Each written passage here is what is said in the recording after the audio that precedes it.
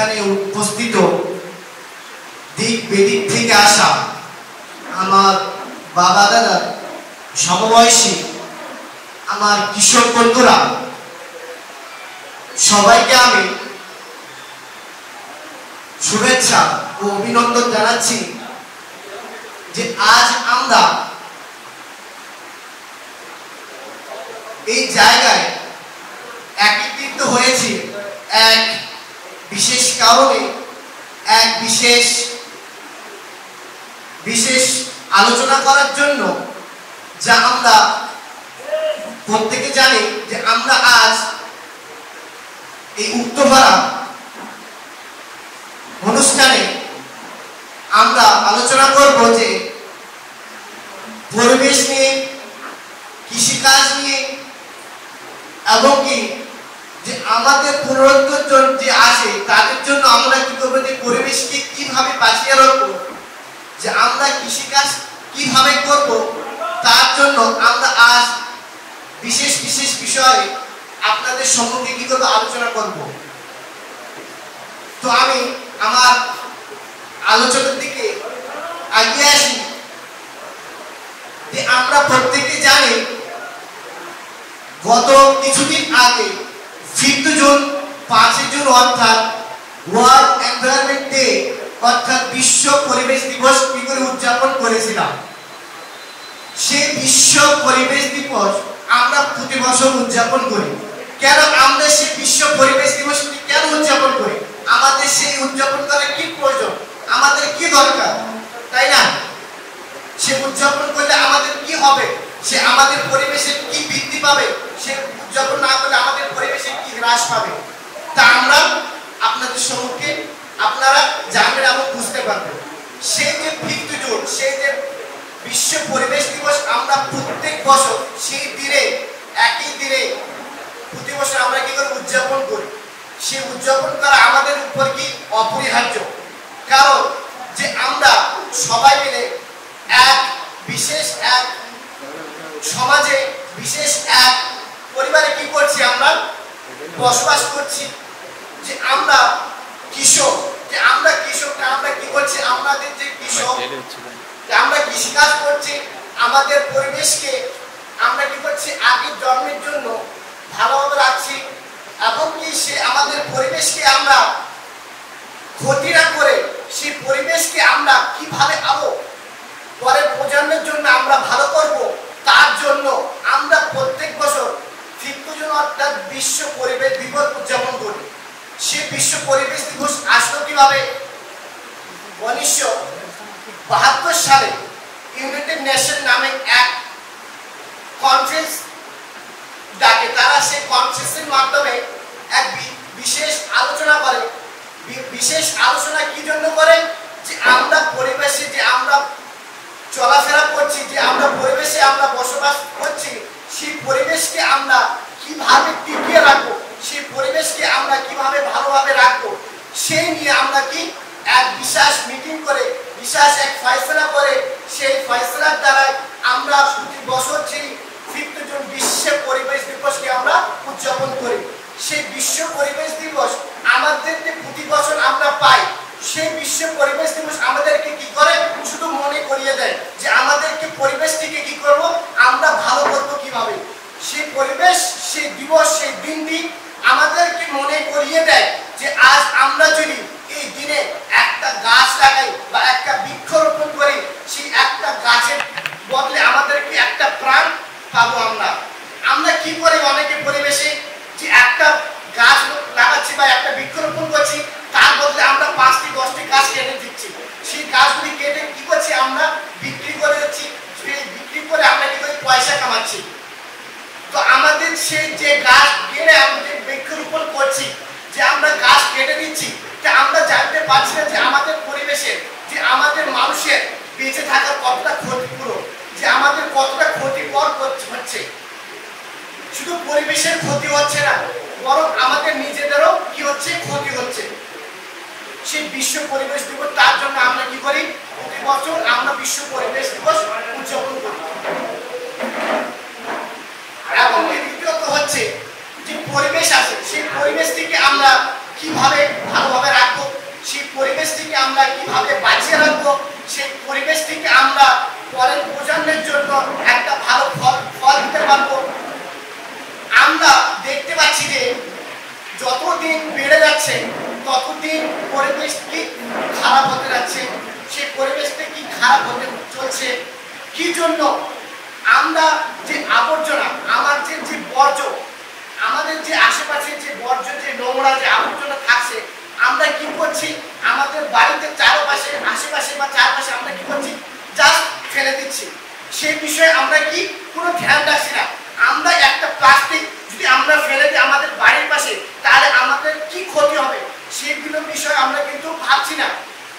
যদি আমরা সেই বিষয়ে ভাবি, একটা প্লাস্টিক, একটা ক্যারি ব্যাগ, একটা পলিথিন বা একটা আমরা কোনো বিস্কিট খাচ্ছি, বিস্কিটের যে প্লাস্টিক হচ্ছে, যে আমরা কোনো জুস পান করছি বা কোনো একটু খাচ্ছি, সেই খেয়ে দিয়ে আমরা কি করছি? রাস্তার ধারে বা বাড়ির চারপাশে বা কোনো জায়গায় আমরা ফেলে দিচ্ছি। সেই ফেলে দেওয়ার কারণে আমাদের যে সেই প্রভাবটা কার উপর পড়বে? আমাদের উপর পড়বে। এমনকি সেই প্রভাবটা, সেই ফেলে দেওয়ার প্রভাবটা আমাদের পরিবেশের উপর পড়বে। সেই পরিবেশের উপর যদি পড়ে এবং কি আমাদের উপর যদি পড়ে, তাহলে কি হবে? আমরা দিন বা দিন কি হয়ে পড়বো? ধীরে ধীরে অসুস্থ হয়ে পড়বো। আমরা দেখতে পাচ্ছি যে আমাদের মধ্যে অনেক বড় বড় কি হচ্ছে? রোগ ব্যাধি আঁকড়ে ধরছে, আমাদেরকে রোগ ব্যাধি চলে যাচ্ছে। আমরা কি সেই রোগ ব্যাধি থেকে মুক্তি পাবো কিভাবে? আমাদের একটাই উদ্দেশ্য যে রোগ ব্যাধি থেকে যদি আপনারা মুক্তি পেতে চান, যদি আমরা মুক্তি পেতে চাই, সেই পরিবেশকে কি করতে হবে? ভালোভাবে বাঁচিয়ে রাখতে হবে। এবং কি সেই পরিবেশটিকে ভালোভাবে বাঁচিয়ে রাখার জন্য আমাদের কি হবে? বেশি বেশি কি করে বৃক্ষরোপণ করতে হবে, অর্থাৎ আমাদেরকে কি করতে হবে? গাছ লাগাতে হবে।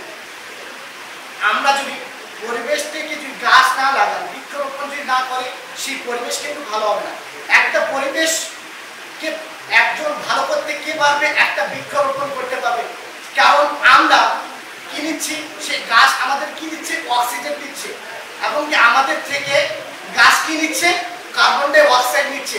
সেই গাছ যদি আমাদেরকে অক্সিজেন না দেয় এবং আমাদের থেকে যদি কার্বন ডাই অক্সাইড না নেয়, সেই গাছ বাঁচবে এবং কি আমরা বেঁচে থাকতে পারবো? কখনোই পারবো না। তো আমাদের দরকার কি?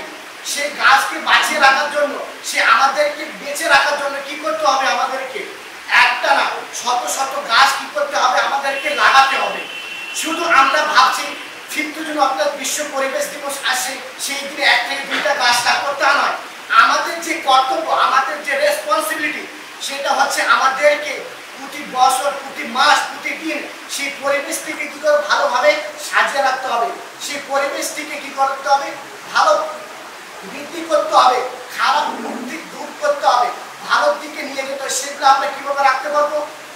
আমাদের যে চারপাশে যতগুলো নোংরা আবর্জনা রয়েছে, তার জন্য আমরা কি করব? একটা খাত তৈরি করবো, একটা বা ক্ষেত তৈরি করবো, একটা গাড্ডা তৈরি করবো। যে গাড্ডায় আমাদের যতগুলি বাড়ির যতগুলি আবর্জনা রয়েছে বা আমাদের বাড়ির যতগুলি নোংরা রয়েছে, সেই নোংরাগুলি আমরা কি করবো না? আমাদের যে বাড়ির আশেপাশে যে চারপাশে আছে, আমরা হাতে ছুঁড়ে ফেলবো না। আমরা কি করব? সে আবর্জনাকে আমরা নিয়ে, সেই নোংরাগুলিকে আমরা নিয়ে আমরা কি করব? সেই নোংরা, সেই যে খাত তৈরি আছে, যে আমরা খাত করেছি, যে আমরা গাড্ডা করেছি, সেই গাড্ডায় আমরা কি করব? ফেলে দেবো। এবং যদি আমরা সেই আবর্জনা, সেই নোংরা যদি আমরা ফেলে দেই, ওখান থেকে আমরা কীটনাশক তৈরি করতে পারবো, ঠিক কিনা? আমরা বাড়িতে কি করি? অর্থাৎ গোবর সার তৈরি করি। গোবর সার আমরা কোথা থেকে পাই? আমাদের বাড়ির অনেক জীবজন্তু, এমনকি পশু পাখি, গরু মোষ আমরা কি করি? পালন করি তো, ঠিক কিনা? পালন করি তো। তার দ্বারা আমরা কি করি? কীটনাশক পাই, অর্থাৎ বিষ পাই, সেই সার পাই। সেই সার যদি আমরা না ইউজ করি, আমরা কি করি? যখন আমরা কোনো কৃষিকাজ করি, সেই কৃষিকাজের আগে যে ফলানোর আগে সেই কৃষি যে একটা ফল ফেলাবো, যে ফসল ফেলাবো, তাই ফসল আগে আমরা কি করি? যে গোবর সার আছে, সেগুলো কি করি? আমরা একটু করে দিয়ে দিই। সেই গোবর সার যদি আমরা একটু করে দিয়ে দিই, তাহলে আমাদেরকে কৃষিকাজ কি হবে? ফলন ভালো হবে না। তার জন্য আমাদেরকে যে আবর্জনা আছে, যে আমাদের গোবর খাত রয়েছে, সেগুলোকে কি করতে হবে? আমাদেরকে ভালোভাবে আশেপাশে চারিদিকে ছড়িয়ে না ফেলে আমাদেরকে সেই আবর্জনা, সেই নোংরা, সেই বর্জ্যগুলি কি করে আমাদেরকে কি করতে হবে? এক জায়গায় জমা করে সেখানে রাখতে হবে। তবে আমাদের সেই পরিবেশটিকে আমরা কি করতে পারবো, এক ভালো পরিবেশ রূপে কি করতে পারবো, আমরা দেখতে পারবো। সেই পরিবেশটিকে আমরা যদি এক ভালো রূপ দেখতে পারি, সেই পরিবেশটিকে যদি আমরা একটা ভালো রূপ দিতে পারি, তাহলে সেই পরিবেশ আমাদেরকে কি দিবে না, রোগ ব্যাধি দিবে না। সেই পরিবেশ আমাদেরকে কি করবে, রোগ ব্যাধি থেকে মুক্তি করবে। বুঝতে পারছেন তো আমার কথা? বুঝতে পারছেন কি বলতে যাচ্ছি? আমরা অনেকে কি করি, কৃষি কাজ করি, ঠিক আছে? আমরা এখানে যতজন আসি আমরা কৃষি কাজ করি, তো এখানকার আমরা যতজন আসি সবাই এইবার কি করেছে, লঙ্কা ফেলিয়েছে জমির মধ্যে। যে আপনারা যে লঙ্কা ফেলিয়েছেন তার থেকে কিছু বেনিফিট, তার থেকে কিছু ফায়দা পেয়েছেন? কি ফায়দা পেয়েছেন লঙ্কা ফেলানোর পর?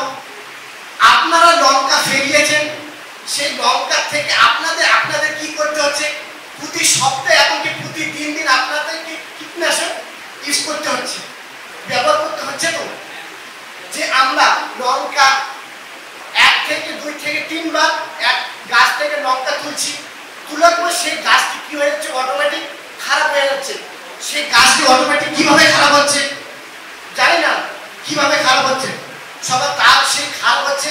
তারপর আমরা কি করছি, সেই গাছটিকে নিয়ে আমরা এক বাজারে যাচ্ছি, সেই বাজারে এক দোকানে, সারা দোকানে আমরা কি দেখাচ্ছি, তখন সে দেখে তারা কি করছে, আমাদেরকে অনেক রাসায়নিক কীটনাশক দিচ্ছে, কেমিক্যাল দিচ্ছে। সেই কীটনাশক, সে রাসায়নিক কীটনাশক বা সার বা বিষগুলি আমরা আমাদের লঙ্কায় ইউজ করছি। ইউজ করার পর আমাদের কি হচ্ছে, সেই লঙ্কায় 2 থেকে 3 বার তোলার পর সেই লঙ্কার গাছ অটোমেটিক কি হয়ে যাচ্ছে, খারাপ হয়ে যাচ্ছে। খারাপ হচ্ছে কেন আমরা বুঝতে পারছি না। আমরা বুঝতে পারছি কি হচ্ছে, আমাদের গাছের প্রবলেম। আমাদের গাছের প্রবলেম না, আমাদের প্রবলেম কোথায়, আমাদের যে চাষ, আমাদের যে জমি আছে, আমাদের জমির প্রবলেম। আমাদের জমির প্রবলেম কোথায়, আমাদের যে জমি, সেই জমির মাটিতে প্রবলেম। আমরা দেখি আমাদের যে পরিবেশ রয়েছে, সেই পরিবেশে মাটি দূষণ। কি কি করলে মাটি দূষণ হবে? প্রথমত আমরা যদি আবর্জনা ফেলি, তাহলে মাটি দূষণ হয়ে যাবে। সেই মাটি দূষণ হলে কি হবে, আমাদের যে চাষ করছি সেই চাষ থেকে আমরা কি করব, ফসল ভালো পাবো না, সেই চাষ থেকে আমরা বেনিফিট পাবো না, এবং কি আমরা কোনো কিছুই লাভ পাবো না। তো আমরা যদি সেই পরিবারে, সেই পরিবেশে, সেই মাটিতে যদি আমরা দেখছি দিন দিন যে আমাদের মাটি, সেই মাটি কি হয়ে যাচ্ছে, খারাপ হয়ে যাচ্ছে। মাটির যে অবস্থা, সেই অবস্থা মাটিতে থাকছে না, দিন দিন সেই অবস্থা কি হয়ে যাচ্ছে, ফুরিয়ে যাচ্ছে। দেখতে পাচ্ছি তো, কারণ কত বছর আগে আমরা কি করতাম, যে আমরা কৃষিকাজ করতাম, সেই কৃষিকাজে আমরা কি করতাম, রাসায়নিক সার আমরা ইউজ করতাম না, রাসায়নিক কীটনাশক আমরা ইউজ করতাম না। আমরা কি ইউজ করতাম, আমরা জৈব রাসায়নিক ইউজ করতাম, তাই না? জৈব রাসায়নিক কি আমরা ইউজ করতাম, যে গোবর সার রয়েছে, এই ধরনের অনেক কিছু আমরা কি করতাম, সার ইউজ করতাম। যে আমরা বাজার থেকে যে কীটনাশক, যে আমরা কেমিক্যাল নিয়ে আসি, সেগুলিকে আমরা ইউজ করি না। তো আগে ইউজ করতাম কি, সেগুলো যে বাজার থেকে আগে, এখন যে পরিমাণ আমরা বাজার থেকে যে কীটনাশক, যে বিষ, যে কেমিক্যাল আমরা ইউজ করছি, সেই পরিমাণ আমরা কি আগে ইউজ করতাম কি? ইউজ করতাম না।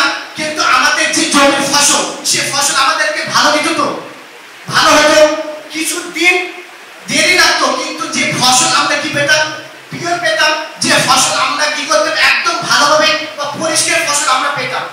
কিছুদিন 3 থেকে 4 মাস লাগতো, কিন্তু সেই ফসলের যে ফলন, সেই ফলনটা কি বাড়তো, এবং কি সেই ফলনটাও আমরা বেশি পেতাম কিনা আগের থেকে। এখন আমরা কি করছি, সেই কেমিক্যাল ইউজ করছি। সেই কেমিক্যাল ইউজ করে আমরা কি এখন ফসল বেশি পাচ্ছি কি আমরা এখন বেশি ফসল? আপনাদের ধারণা কি, আমরা যে এখন বাজার থেকে যে বীজ, যে আমরা কেমিক্যাল ইউজ করছি, ব্যবহার করছি, আমাদের মনে আছে আমাদের 2 থেকে 3 মাস অতিরিক্ত তাড়াতাড়ি কি করছে, আমাদের যে গাছ, আমাদের যে ফসল, সেই ফসলটিকে কি করছে, বাড়িয়ে দিচ্ছে। হ্যাঁ, বাড়িয়ে দেওয়ার পর আমরা মনে করছি যে আমাদের ফসল, সেই ফসলটিকে আমাদের কি করছে, অনেক ফল দিচ্ছে। আমাদেরকে যেগুলো চাষ করতে আমাদের অনেক ফলন দিচ্ছে। কি ভাবছি তো, যে আপনারা ভাবুন যে আগে আমরা কত বছর আগে আমরা রাসায়নিক সার ব্যবহার ছাড়াই আমরা কি করতাম, ইউজ করতাম। আগে এখনকার থেকে আমরা কি অতিরিক্ত তাপে আমরা কি করতাম, ফসল পেতাম। এখন আমরা কি ফসল পাই ওই রকম ভাবে? আমাদের কি গাছে ওই রকম ফসল হয়? হয় না। কিন্তু যেরকম আমি একটা ফার্মারের ছেলে, আমার যখন এখানে ছুটি হয়, আমি যখন বাড়ি যাই, তখন আমি একটা ফার্মের ছেলে, আমার সঙ্গে আমার বাবা কি করতে হয়, আমার সহযোগিতা করতে হয়। আপনার মতো আমার অভিজ্ঞতা নেই, বড় কিছু অভিজ্ঞতা আছে একটা ফার্মারের ছেলে হওয়ার জন্য। যখন আমি বাড়িতে যাই তখন বাবার সঙ্গে একটু সহযোগিতা করি। এইবার লঙ্কা লাগিয়েছে, লঙ্কা দেখতে গিয়ে কি করছে, লঙ্কা তুলতে গিয়ে 3 থেকে 4 বার কি করেছে, লঙ্কা তুলেছে, বিক্রি করেছে। সে বিক্রির পর যে লঙ্কা তুলেছে, সেই লঙ্কা তোলার পর যে গাছ, সে গাছ কি হয়ে গেছে, পাতা একদম পূর্ণ হয়ে গেছে। তারপর সে লঙ্কা হচ্ছে না, সে লঙ্কা হলো, সে লঙ্কা কি হচ্ছে, বৃদ্ধি পাচ্ছে না, হ্রাস হয়ে যাচ্ছে। সে লঙ্কা বড় হচ্ছে না, সে লঙ্কার ফলন হচ্ছে না। কারণ সে লঙ্কার যে আমরা কীটনাশক, যে আমরা জৈব রাসায়নিক সার কি প্রথম বেলা মাটিতে আমরা ইউজ করিনি। যে আমরা কি ইউজ করি, আমরা কি করে প্রথম বেলা যে লঙ্কা লাগানোর আগে শুধু একটু দেওয়ার মতো আমরা কি করি, যে গোবর সার আছে যেভাবে জৈব রাসায়নিক, ওইভাবে আমরা কি করি, ইউজ করি জমিতে। সেই রকম জমিতে ইউজ করার পর 3 থেকে 4 বার কি লঙ্কা তোলানোর পর কি হয়ে যায়, সেই লঙ্কার গাছগুলো ঝুরঝুরে হয়ে যায়। কারণ যে আমরা যে লঙ্কার গাছে প্রতি সপ্তাহে অর্থাৎ 2 থেকে 3 বার আমরা কি করছি, বিষ প্রয়োগ করছি কিনা। আমরা এই জন্য আর বিষের যে দাম, সেই দামে আমরা কি করছি, বিষ প্রয়োগ করছি। যত টাকা দিয়ে আমরা কি করছি, লঙ্কা বিক্রি করছি, তত টাকা আমাদেরকে কি করতে হচ্ছে, সেই বিষ প্রয়োগ করে আমাদের কি করছে, বিষ প্রয়োগ করতে হচ্ছে আমাদের লঙ্কার গাছে কিনা। এরকম না, এমনকি আমরা এখন যদি একটা পাট যদি চাষ করি, সেই পাটে যদি আমরা একটু যদি জৈব বা রাসায়নিক কীটনাশক বা সার আমরা যদি ব্যবহার না করি, সেই সার, সেই পাট কি হবে, ধীরে ধীরে কি হবে, লাল হয়ে যাবে কিনা, লাল হয়ে, অবশ্যই লাল হয়ে যাবে।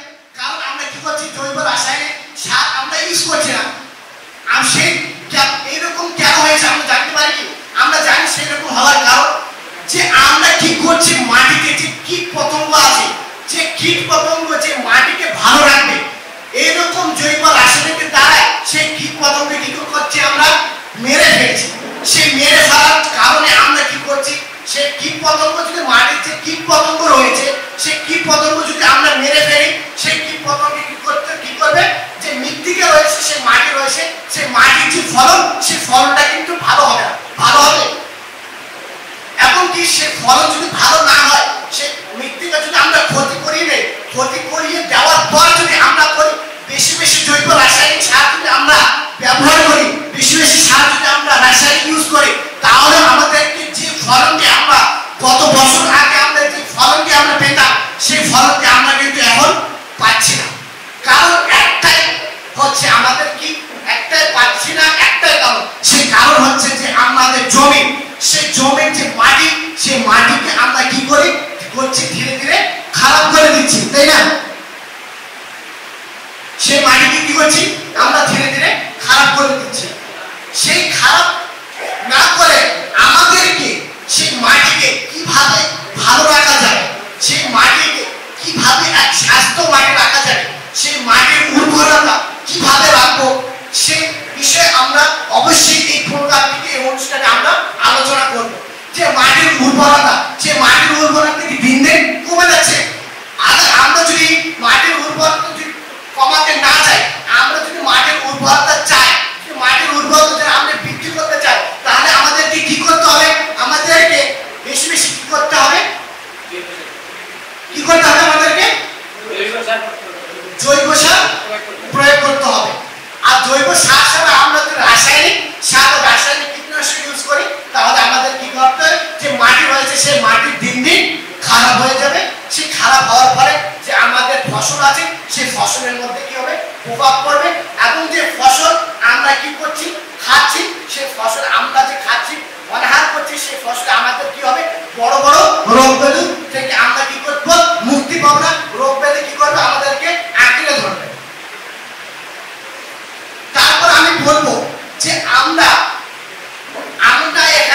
বেশিরভাগ 90% কি আমরা কৃষক।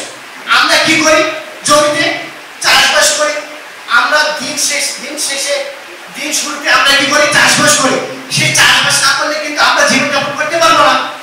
সেই চাষবাস না করলে আমরা পরিবারকে খাদ্যদ্রব্য করতে পারবো না, খাওয়া খেলাতে পারবো না, এমনকি আমাদের সমাজ বাঁচতে পারবে না। আমাদের সমাজ শুধু না, আমাদের যে দেশ, সেই দেশকেও আমরা কি করতে পারবো না, বাঁচতে পারবে না। আমরা যে কৃষক, আমাদের একটা কি হচ্ছে, উঁচু লেভেল আছে। অনেকে আছে যে আমরা কৃষক বলে আমাদেরকে নিচু জমি রাখবে, তা না। আমাদের যে কৃষক, আমরা কৃষক একটা কি দেশের মেরুদণ্ড। যদি এই দেশের মেরুদণ্ড যদি একবার ভেঙে পড়ে, তাহলে পুরো দেশ কি হবে? ভেঙে পড়বে। দেশের মেরুদণ্ড আমরা কাকে বলি? যে আমাদের শরীর রয়েছে, শরীরের যে ব্যাক সাইড যে একটা মেরুদণ্ড আছে, সেই তাকে কি বলে? মেরুদণ্ড। সেই ব্যাক সাইডের মেরুদণ্ড আমাদের যদি ভেঙে পড়ে, তাহলে আমরা কিছু করতে পারবো কি? আমরা পারবো না। সেই মেরুদণ্ড হচ্ছে দেশের কৃষক।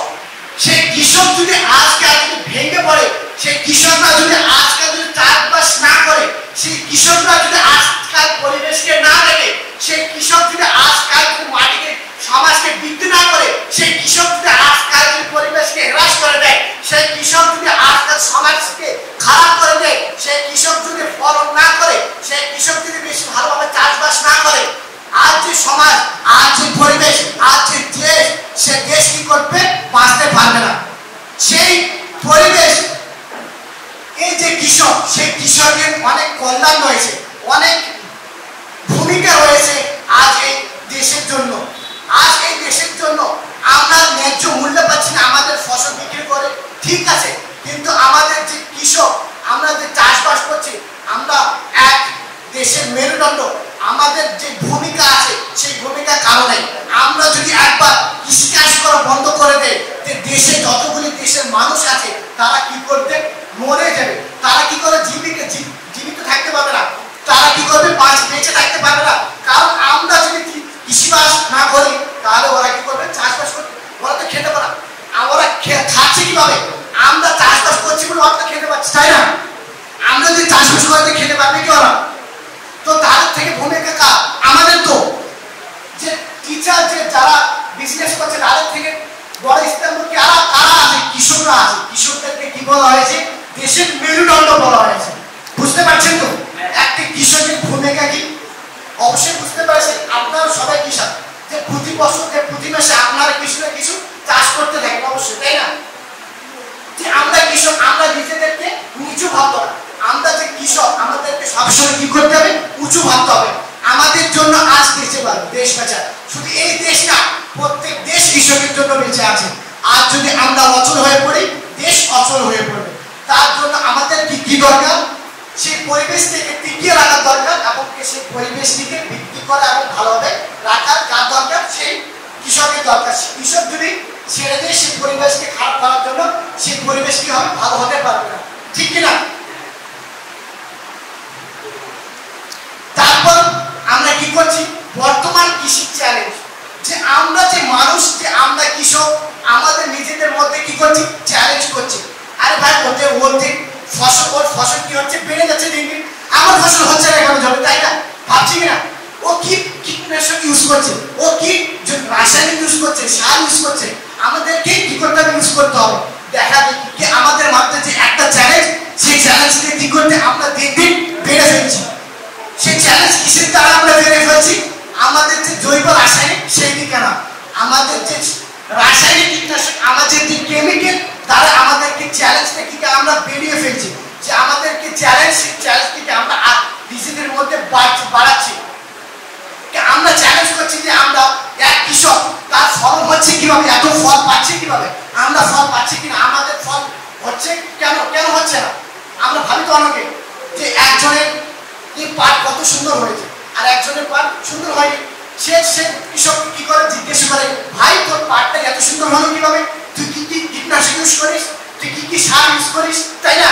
আমরা এরকম জিজ্ঞেস করি। তার থেকে আমরা শুনে কি করে? বাজারে গিয়ে আমরা জৈব রাসায়নিক কীটনাশক আমরা নিয়ে আসি।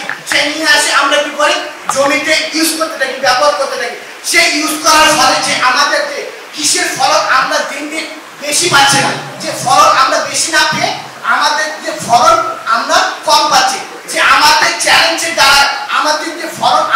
হারিয়ে ফেলছি, ঠিক কিনা? হারিয়ে ফেলছি তো আমাদের ফসল। আমাদের কি বলছে, আমরা জৈব রাসায়নিক ইউজ করলে আমাদের ফলন বেশি দেবে না জৈব রাসায়নিক ইউজ করলে আমাদের বেশি দেবে? কি মনে হচ্ছে আপনাদের? আমাদেরকে কি সার বেশি ইউজ করা দরকার, ব্যবহার করা দরকার? কি সার? জৈব সার। রাসায়নিক সার ইউজ করা দরকার নেই, কারণ আমরা যদি রাসায়নিক সার ইউজ করি আমাদের ফলন কম হচ্ছে, বরং আমাদের মাটি, সেই মাটিকে কম করে দিচ্ছে, এবং কি আমাদের যে রোগ ব্যাধি, সেই রোগ ব্যাধিকে আমরা আঁকড়ে দিচ্ছি, সেই রোগ ব্যাধি থেকে আমরা মুক্তি পাচ্ছি না, এবং কি অনেক রোগ ব্যাধি আমাদেরকে আঁকড়ে ধরছে, এবং কি সমাজকে নষ্ট করে দিচ্ছে, তাই না? তারপরে আমরা দেখবো স্থিতিশীল চর্চার গুরুত্ব। যে আমি প্রথমে বলেছিলাম যে 5 জুন, আমরা সেই 5 জুন কেন আমরা উদযাপন করি? বলেছিলাম আপনাদেরকে, বললাম যে আমরা বৃক্ষরোপণ করতে হবে, একটি গাছ একটি প্রাণ। আমরা সবাই জানি, কথাটা আছে, কবি বলে গেছে, একটি গাছ একটি প্রাণ। যদি আমরা একটি গাছ লাগাই তাহলে আমাদেরকে একটি প্রাণ দেবে। তো আমাদের দরকার সেই পরিবেশকে ভালোভাবে বাঁচিয়ে রাখার জন্য, এবং কি আমাদেরকে সর্বদা গাছ না কেটে গাছকে লাগানোর জন্য। গাছ আমাদেরকে প্রাণ দেবে, গাছ আমাদের জীবন। যে আমরা কিভাবে একটি রাসায়নিক কীটনাশক ব্যবহার না করে আমরা যে ফলনকে কিভাবে ফসল পাবো, কিভাবে ফলন করবো, এবং কি আমাদের যে ফসল কিভাবে লাভ করবো, বেশি করবো, এইসব অনেক কৌশল রয়েছে, অনেক পদ্ধতি রয়েছে। আপনাদের সম্মুখে এইসব কৌশল এবং পদ্ধতি দেখানোর জন্য এবং বিস্তারিত আলোচনা করার জন্য আমার এক বন্ধু রুহুল আমিন, তিনি আপনাদের সম্মুখে আসবেন এবং এইসব বিষয়ে আপনাদেরকে অবশ্যই তুলে ধরবেন, এবং কি আপনারা সবাই মনোযোগ দিয়ে শুনবেন। ধন্যবাদ আমার সমস্ত বার্তা শোনার জন্য।